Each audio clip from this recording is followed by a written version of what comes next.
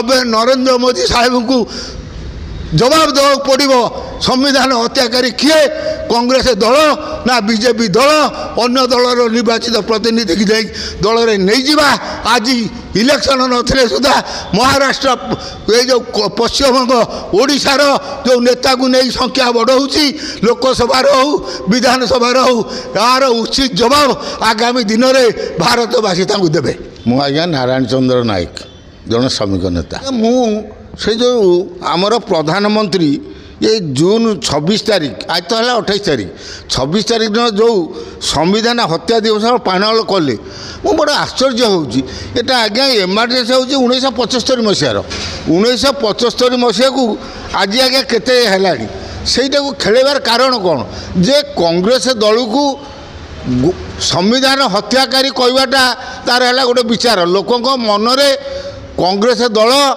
संविधान हत्याकारी बोलिकी लोकों मुंडे पूरा से जो विचार करुँच आज्ञा निहाती निहाती आज्ञा लज्जाकर कथा जीए निजे संविधान को हत्या करुच्ची जीए गणतंत्र को हत्या करुच्ची सी आज्ञा 75 मसीहार एमआरजेसी कांग्रेस दल संविधान को हत्या करुटा केते ग्रहणीय कि तांकर उद्देश्य कौन मु किसी बुझीपारूना। आज्ञा देखंतु मुझे से संविधान ना जिमी जरूरी कथा जरूरी परिस्थिति पर जयप्रकाश नारायण को नेतृत्व में भारत में गोटे आंदोलन है गोटे आमर गोटे कथार अच्छी गाँवली कथार अच्छी 12 जाति 13 गला वैष्णव मैंने जाति गला जो जयप्रकाश नारायण को आंदोलन में सबू दल एकाठी हेले इंदिरा गांधी कांग्रेस दल विरुद्ध में जा होना कहीं जिते 5 वर्ष पूरी गला 2 वर्ष 75 77 जो निर्वाचन है ये आज्ञा सबू दल गोटे हो गले ये कहीं कौच 12 जाति 13 गला ये सबू दल ये जो बीजेपी आज नरेंद्र मोदी कहते दल ना था जनसंघ आमर मोरारजी देसाई करथिला संगठन कांग्रेस आम ओडिशा रे बिजू बाबू था उत्कल कांग्रेस चरण सिंह करथिला लोकदल उत्तर ये बेले जा हो सबू दल एकाठी हो गोटे नामकरण कले जनता दल आज्ञा निर्वाचन लड़िले विपुल संख्यार आज्ञा भारतर जनसाधारण भोट देले एमआरजेसी इश्यू को नहीं जदि देले तांकर जो जनता दल तैयारी कर सबू दल भांगिकी गोटे नामकरण कर मोरारजी देसाई की प्रधानमंत्री कले आज्ञा मोरारजी देसाई की प्रधानमंत्री कलापर मु 12 जाति 13 गला कहीं आज्ञा कहूँ जे सबू दलर नीति आदर्श अलग अलग सी आज्ञा एकाठी रही पारे प्रथमे मु नरेंद्र मोदी की पचार चाहूँगी जो जनता दल गठन होता जो मोरारजी देसाई प्रधानमंत्री होते से दल को प्रथम विद्रोह कर जनसंघ पड़िआला आसिक तार नुआ नामकरण कला भारतीय जनता पार्टी तापर आज्ञा से 5 वर्ष भितर 4-5टा आज्ञा प्रधानमंत्री हेले से मोरारजी देसाई कतर हो चंद्रशेखर हो चरण सिंह एमती आज्ञा 5टा प्रधानमंत्री हेले भारतर जनसाधारण एमानकर चरित्र एमानकर नीति आदर्श कथा भूली जानी जिते पुणी निर्वाचन है जो आज मोदी कहते गणतंत्र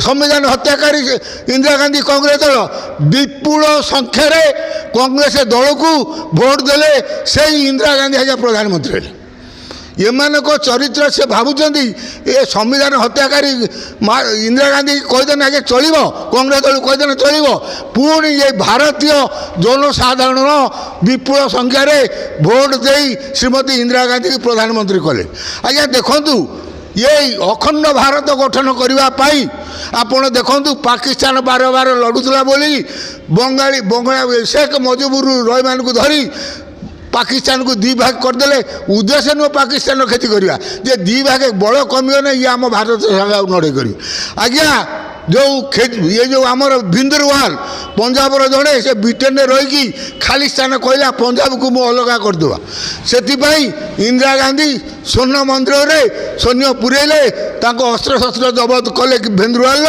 जो धर्म अंध जो स्वर्ण मंदिर जो गुरु माने थिले जे इंदिरा गांधी को धर्मपुर जी बॉडीगार्ड थिला शपथ करई से आसिक इंदिरा गांधी आज जदि अखंड भारत को रक्षा करने इंदिरा गांधी ଏ ଯେଉଁ ଖାଲି ସ୍ଥାନ ନ କରିବା ପାଇଁ ସ୍ୱର୍ଣ୍ଣ ମନ୍ଦିର ବଳିଦାନ ଦେଲେ। ଆଜ୍ଞା ଇନ୍ଦିରା ଗାନ୍ଧୀ ଅଖଣ୍ଡ ଭାରତ ରକ୍ଷା କରିବା ପାଇଁ ଆଜ୍ଞା ବଳିଦାନ ଦେଲେ।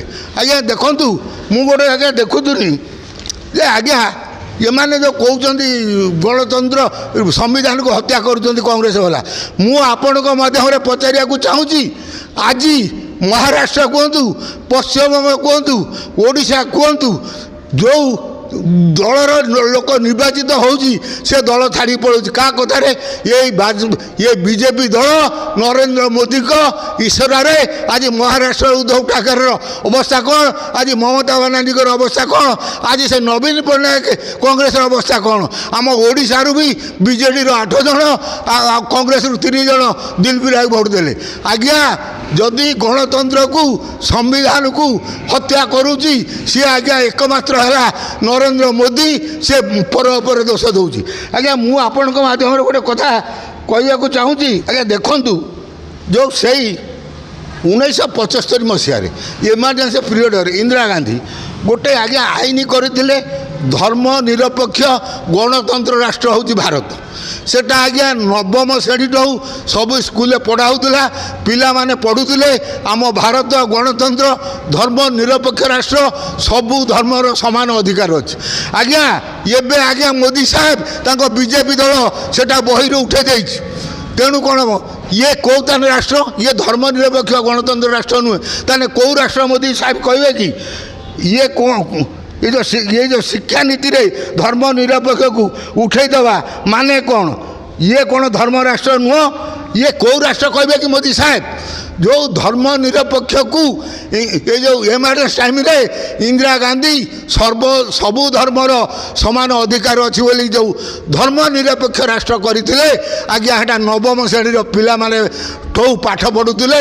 ଆମ ଭାରତ ଗଣତନ୍ତ୍ର ଧର୍ମ ନିରପେକ୍ଷ ରାଷ୍ଟ୍ର ବୋଲିକି ପିଲାମାନେ ଯେଉଁ ଅନୁଭବ କରୁଥିଲେ ସବୁ ଧର୍ମକୁ ସମାନ ଅଧିକାର, ଇଏ ଆଜ୍ଞା ବିଜେପି ସରକାର ଏ ନରେନ୍ଦ୍ର ମୋଦି ସେ ବହିରୁ ସେଟା ଉଚ୍ଛେଦ କରିଦେଇଛି। ତା ମାନେ ଆଜ୍ଞା ଭାରତ କ'ଣ ଧର୍ମ ନିରପେକ୍ଷ ରାଷ୍ଟ୍ର ନୁହଁ କି? ଇଏ ଆଜ୍ଞା ଏଇ ଯେଉଁ ମୋଦିଙ୍କର ଏ ଯେଉଁ ଚାଲବାଜି ଭାରତବାସୀ ଜାଣିବା ଦରକାର।